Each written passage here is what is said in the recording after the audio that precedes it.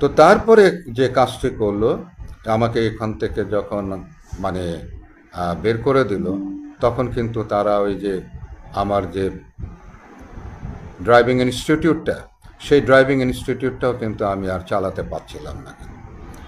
অনেক চেষ্টা করেছি, কারণ ওটার প্রতি মাসে আপনার গিয়া একটা বেশ বড় অঙ্কের টাকা সেখানে ব্যয় হতো। কারণ গাড়ির মেনটেনেন্স, তারপরে আপনাকে ইনস্ট্রাক্টরের বেতন, এবং একটা ইনস্ট্রাক্টরের বেতন তো আপনারা বুঝতে পারেন বেশ অনেক বেতন, একটা ইনস্ট্রাক্টরের বেতন, তারপরে আপনার গ্যাস, তেল, এই সমস্ত জিনিসগুলো মিলিয়ে যে পয়সাটা যেত, তার মনে করেন যে 80% পয়সা কিন্তু ওয়ালটন দিত, বাকিটা আমি সংগঠন থেকে আমি ম্যানেজ করতাম। তো সেইটা কিন্তু মানে চলে গেল, কারণ আমার ওখান থেকে যে মানে চুক্তি, তারা সেই চুক্তিটা বাতিল করে দিল, এবং ওখান থেকে মানে আমাকে সরিয়ে দিল আর কি।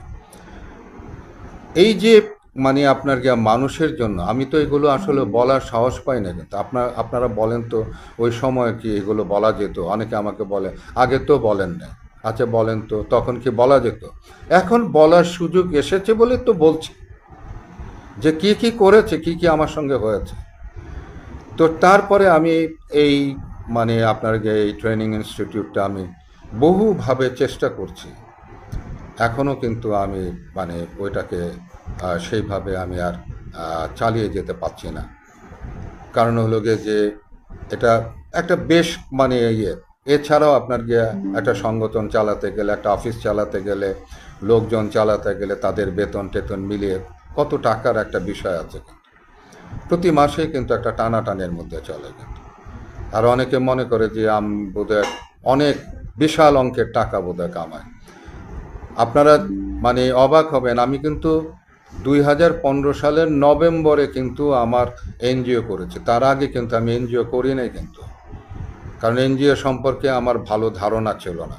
কারণ এনজিওরা দেখতাম যে তারা ঋণ দেয় মানুষকে, অনেক মানে সুদের উপরে তারা ঋণ দেয়, তো আমি এটা পছন্দ করি না।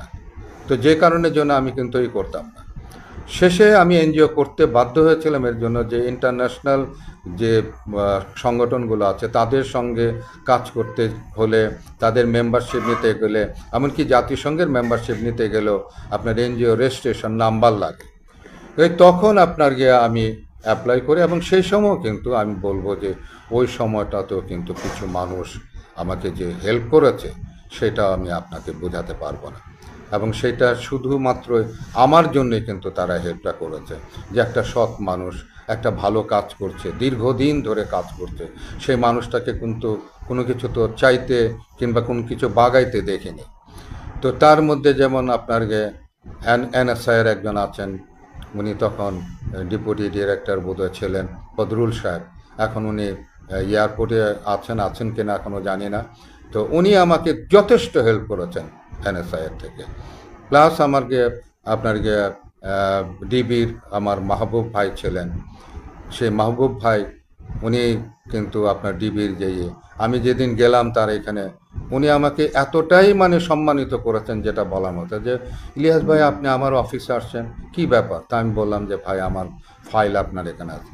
বলে যে আপনি আমাদের জন্য কাজ করছেন আর আপনার ফাইল এখানে পড়ে থাকবে।